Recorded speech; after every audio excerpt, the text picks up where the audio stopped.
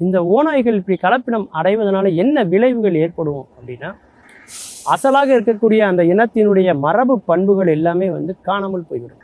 ஏற்கனவே இயற்கையாகவே ஓநாய்கள் காடுகளில் வாழ்ந்தது.